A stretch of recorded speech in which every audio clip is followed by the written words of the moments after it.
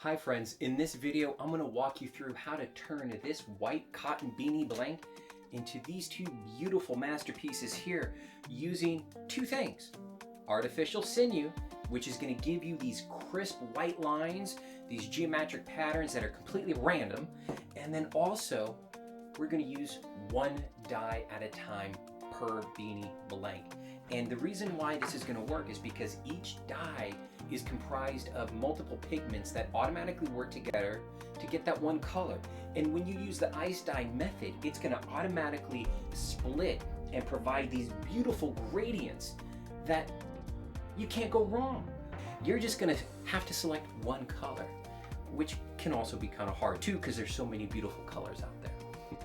I will have some that I'll share with you. However, that's going to be your decision. It's not that expensive to do either. I'm going to walk you through the whole process and the cost as well.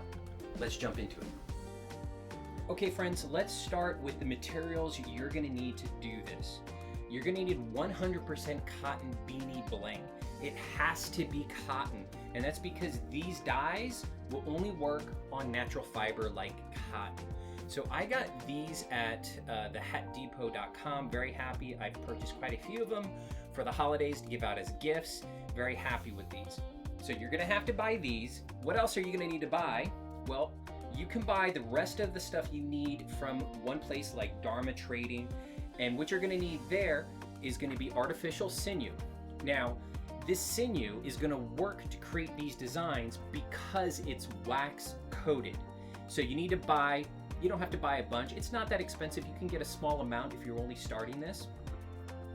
And this is a non-negotiable to get these white kind of patterns going through. The other thing that's non-negotiable is going to be soda ash. Now, I got this giant bucket for under $10 at a swimming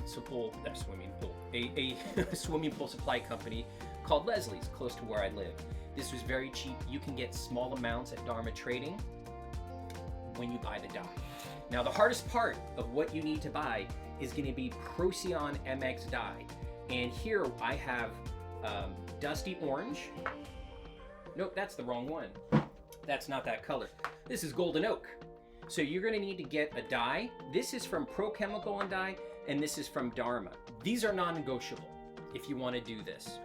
What else do you need that you might have, you might need to buy? First off, let's talk about protecting yourself. These dyes are very small particulate. You don't want to inhale them when you're using it, so wear a mask. You know, we all have these lying around. Also, we probably have some gloves lying around. You want to use this, especially when you're dealing with the soda ash, because this raises the pH. I'm going to talk more about this in a second. You're going to need a muck container. We're going to dye this in the muck, make it super simple. One container for everything. You're going to need ice. We're ice dyeing, super simple. You don't need a baby rattle. But what you do need is a sinew pooler. So you have the sinew, you're going to need a pooler. I didn't buy one. I found stuff around the house, an old baby rattle, an old wooden spatula. I didn't like this because it wasn't perfectly round. This is my new favorite sinew puller. I wind it up all here, and then when I'm ready to pull it, I just do a couple wraps here around this copper pipe, and then when I pull it, you can pull it really tight, and it's not gonna screw this up and kind of dig into this. Now, the other thing that I'm going to recommend, but it's not required, you don't need it, is gonna be a scale. So I have a little scale. This is used, it goes down to 1/10 of a gram. And that's because I like to do percentage dyes by weight. You're going to see that so that you can get something exactly like this if you follow my instructions. So now let's talk about soda ash a little bit more, and let's make some soda ash. You're going to need a big bucket like you can find at your big box home store. This is from Home Depot. Get a lid. That way you can store it for a while because it does not go bad. And then put about a gallon of water in there. I have found that you can go more than a gallon. I do about 20 cups, and that's fine, to 1 cup of soda ash. Now, soda ash, I got mine from the pool supply store close to me, and this is how simple it is. You're going to do, let's get it, about 1 cup. It's that simple. Then what you're gonna do is you're gonna get a glove, because this stuff, we're gonna do a pH test kit here in a second. We want it to be a pH of 11. So we're gonna stir it up now, and because of the high pH, it can definitely leave your skin a little bit irritated, and this will just help protect it a little bit. Voila, that's done. Okay, we're gonna put that in there in a second. So here, let's take this test kit. So here, we want it to be close to 11. So what we're gonna do is we're gonna dip. We're gonna see right away, right there, we're good to go. So you can even add more water until it's like a little bit less, then add more soda ash. Put that in the trash, put this back where it goes. Now, you add your stuff in here for about 20 minutes, 30 minutes, and then you rinse, you wring it out. This doesn't go bad, and then you're ready to tie your stuff. I have a bunch of socks. The holidays are coming up. Everyone needs socks for the holidays. What else do I have here? Oh, I have some beanies. Beanies are good. Socks, and that's it. You let it sit for like 20 minutes, and then you're golden. I usually let it sit right by my utility sink because it's easier. All right. So I'm gonna start with like this one here, and kind of do like a scrunch. Put this one on the inside like this.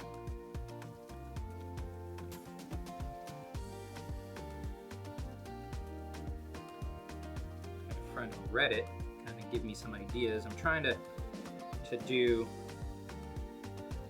something funky, you know?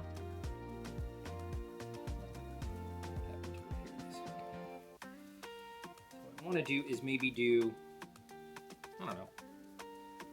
I haven't decided yet. Let's do it together. So let's put that there. Let's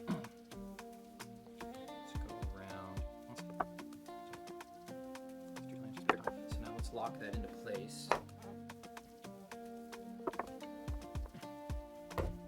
Ah, don't want to break it. And then I'm going to do another one going this way. See, we have it kind of inside, so it's going to be really, I want it to be really goofy. Have I done this before? Great question. No, I have not. I like to cinch it down just a little bit, and then do another one that's cinched down. And then cut these funky tag ends off. And I'm gonna let this dry. And like this is gonna be fine, because I want some pieces to be darker and then other areas to be much lighter. We're gonna do one color dyes on these. So let's put that here. Let's get this one. Again, something similar, bring it in. Do a scrunch. That. Nathan here from the future. Since recording this video, I've made a bunch more beanies and learned a lot. I've also changed my tabletop, if you haven't noticed. Now, a couple quick things to point out that I've learned while tying up these beanies. You know, it's hindsight's 2020. First, if you want a jagged zigzag pattern, which I absolutely adore, it's best to crumple the beanie before tying it. Do not overthink this. Now, the key here is you don't want the sinew lines to perfectly align with the structure of the beanie. What do I mean by this is don't do a perfectly vertical line or a horizontal line on the beanie. Do it at an angle. No one needs a bullseye beanie, you know, well, unless that's something you want to. And then if you do, go for it, you know, you do you. Secondly, you should know what the impact is of tying up more than one sinew line. Now, when you're doing a sinew line, it's very forceful. So that forceful nature of using sinew lines create a very strong pressure differential. And some dyes do not travel well under pressure and won't go to that sinew line while others do. So now what does this mean? Well, the more sinew lines that you tie up on your beanie, you can expect an overall lighter beanie when using one color, as well as potentially more color splits. Now, using one color with just one Sinew line will look absolutely fantastic. So would doing 3 Sinew lines. There really is no wrong answer here. It's just about knowing what you're potentially getting yourself into with using more than one Sinew line, because these lines, they do so much heavy lifting with the colors, especially with one dye when there's very little color splits, because you get lots of different hues and shades of that same color. All right, back to the video. Let's take a quick detour to Dharma's website, as I want to show you a couple quick things. Let's click on dyes and then Dharma Fiber Reactive Procyon dyes. Now, as you scroll down, you'll see the colors are designed with their intended shade. Now for Ice Dye, let's make sure to click the toggle, click here to shop Procyon dyes by Ice Dye Splits. Now when you scroll down, you'll see the colors, how they'll most likely look with the Ice Dye method. Those top colors that we scrolled past, those are very interesting dyes that were designed for cool color splits, which is a great place to start. If we scroll down further and say click on Tangerine, you'll see it splits into yellows and reds, a very warm color split that looks really awesome in my opinion. Now if we go further down to say Atomic Fireball, one of my favorite reds, you'll see it just splits into different intensities of the same red, a totally different vibe. And if we keep going down to another favorite color of mine, Plum Blossom, we'll see that this one splits into really neat contrasting colors, I love this one. Now, let's pause this here and let's take a look at what the price is for a 2-ounce jar. This is not very expensive, and this is the hardest part. That is selecting the dye you want to use, because there's so many interesting colors that you can pick here. For the dye application, I'll be applying it directly on the beanies and then adding ice on top. That's called dye under ice, or DUI, not that other DUI. Okay, so hey, I see that there's a lot going on here. Don't mind those 2 giant bins of what clearly looks like a wacky science experiment.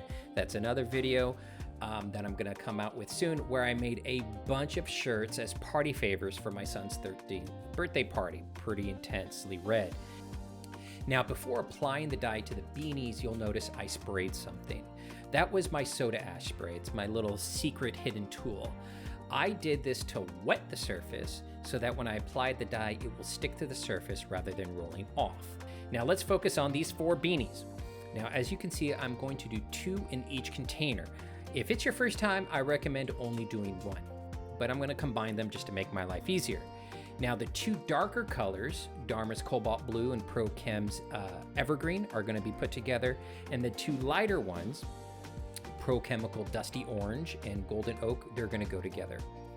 Now, tie-dyeing, it is not an exact science, but using a little bit can help ensure you can repeat your results, as well as make informed changes to get the future results you want. Basically, it's the best way to learn and get better is by applying a little science.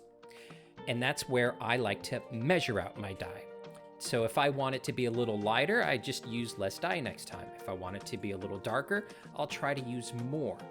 This is why I just always measure my dye by weight as a percentage of the fabric. So now these beanies weigh on average about 90 grams. I like to round to make it simple. And I decided to start this project by using 5% dye by weight, which resulted in 4.5 grams of dye per beanie, except the Cobalt Blue.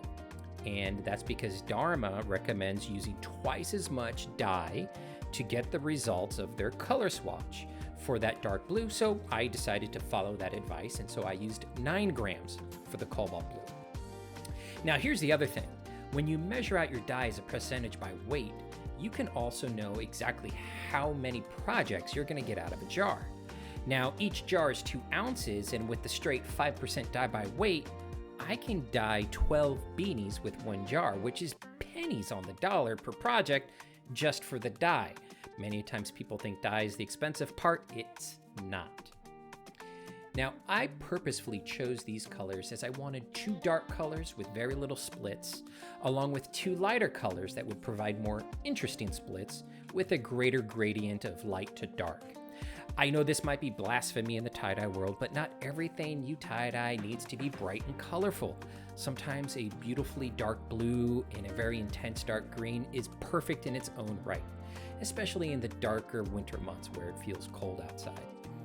Now for the dusty orange and golden oak, I wanted to get those bright colors because I also feel that sometimes in those dark, dreary winter months, a pop of color can help offset that seasonal depression that we all get because the sun, is going away. Now, after we do this, I'll add the ice on top, and the goal here is to add enough ice to melt and fill the container with the muck water, which muck water is just the melted runoff water with the dye. Now, I also added a bit more soda ash to ensure that the pH of that muck water stays high. So now this is the hardest part, waiting. It's the worst part. I mean, if you're like me, you're gonna come down and just stare at the container and it's doing nothing because it's slow. But this is the hardest part. And here's the key. You have to wait for at least 36 to 48 hours without touching the container. Don't move it. And that's the hard part about the muck, is that once it's in the muck, don't move it, because the dye and the dye splits. It can affect it in a negative way. Now, as my basement is cold in the winter months, I waited a full 48 hours. So that took me some patience. Now, once the 48 hours is up and the batching is over, this is when we now need to rinse. And the process of rinsing is very straightforward. You rinse in cold water to start removing as much soda ash as possible to basically make that dye muck water that's run off to be unreactive with the rest of the fabric. Then raise the temperature of the water to hot, because the hot water helps clear out the dye. And then I'm gonna put it in my wash machine, wash it with Dharma's textile soap. Use whatever soap you have and it's gonna be fine. And after washed and rinsed twice, I let these beanies air dry to retain their shape. And then let's take a look. That cobalt blue and evergreen, those darker colors are beautiful with those crisp white sinew lines, providing the design and the structure of the design. And it's chaotic there because we didn't really plan it out. We just let whatever happened happen. Those lighter ones, I love those as well. Totally different vibe. My younger son saw that dusty orange, the red and the yellows, and just called dibs on it and just like grabbed it and ran away. And just look how vibrant and full of character it is. The same with that dusty oak. Those browns there are just so awesome.